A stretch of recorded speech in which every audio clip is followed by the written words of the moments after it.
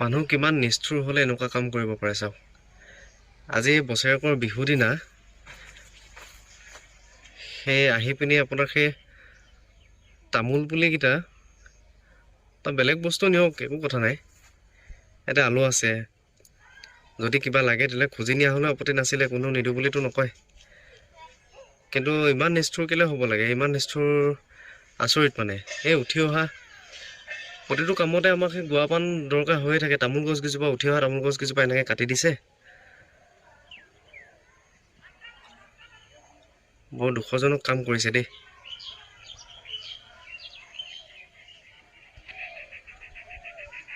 এয়া চাওক কি অৱস্থা কৰি পেলালে,